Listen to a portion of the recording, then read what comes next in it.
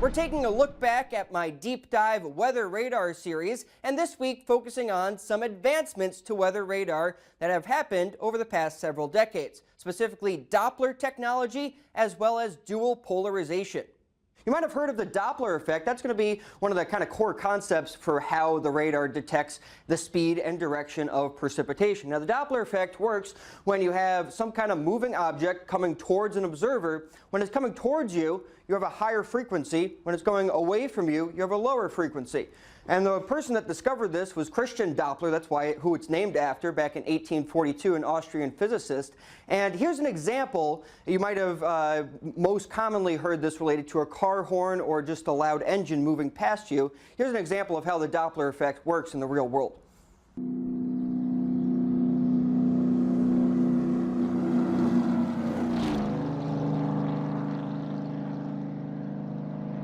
Similar to that Doppler effect, you have the radio frequency energy going out to thunderstorms, being bounced off of that. When the storm is moving towards the radar, that energy gets more compressed. The wavelengths get pushed together more. You have a higher frequency, and the radar can detect that. When the storm is moving away from the radar, those frequencies are farther apart from each other. But this velocity data is really one of the most important things to see inside the storm, see that there's really tight rotation and strong rotation, because we can tell how fast those particles are moving right next to one another, and then issue a tornado warning. As the signal is being transmitted out from the radar, it goes in both the horizontal and the vertical directions. And that's what's called dual polarization radar technology.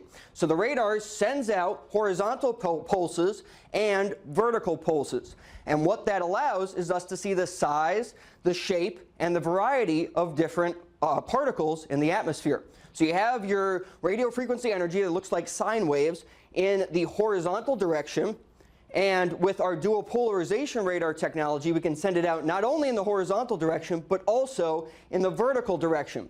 That allows us to see the size and shapes of, for example, raindrops and hailstones. And the reason why that is important is because we can detect all the different types of precipitation that is falling, as well as seeing where there could be further intensification within supercell thunderstorms. How did we get to this point in radar technology, and what's in store for the future? Here's a brief history of weather radars. The underlying principle of all radars was first observed in 1886 by Heinrich Hertz, when he found that electromagnetic waves could be reflected off of various objects and even focused into beams by appropriate reflectors. Various research projects continued on radar's potential applications, and by 1930, Lawrence Hyland with the Naval Research Laboratory discovered that an airplane flying over his radio antenna caused changes in the signals that it received. In 1935, Robert Watson Watt used pulsed radio frequency energy to observe targets at longer ranges up to 90 miles away.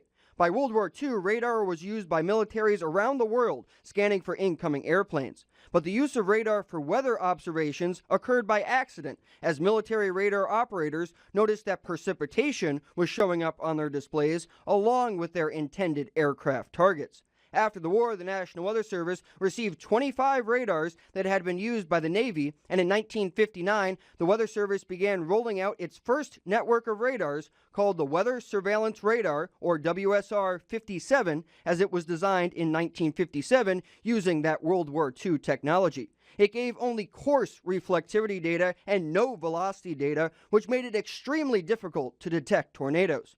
Precipitation was traced across the radar screen using grease pencils, and forecasters had to manually turn a crank to adjust the radar's scan elevation.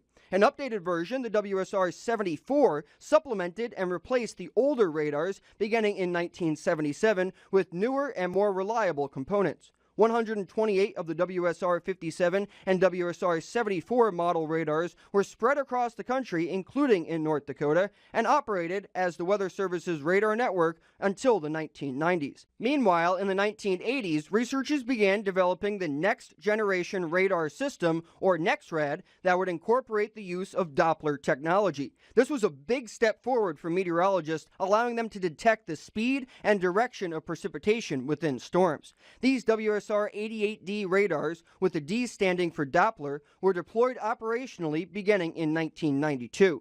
The resolution of the data was much higher with these radars, and severe weather was easier to pinpoint.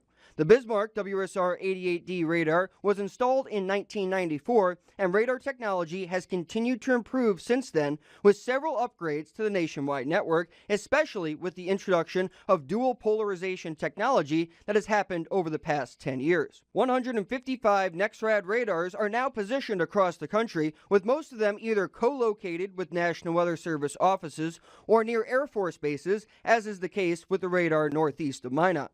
Even though the NEXRAD radars have now exceeded their original lifespan estimate of 20 years, the radars are currently undergoing a service life extension program to keep them operating into the 2030s. And future radar technology, such as faster scanning phased array radars that can be steered electronically, giving users the ability to control how, when, and where the radar scans, is being researched and developed. Wrapping up this series, I hope you now have a deeper appreciation of weather radar technology that many of us take for granted, and think about how radars work the next time you load up the radar on our app or see us use radar on air. For your news leader, I'm Jacob Morse.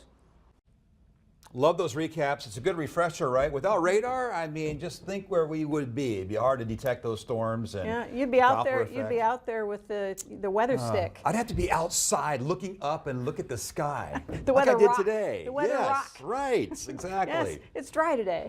Right. Look at that. It's a dry rock.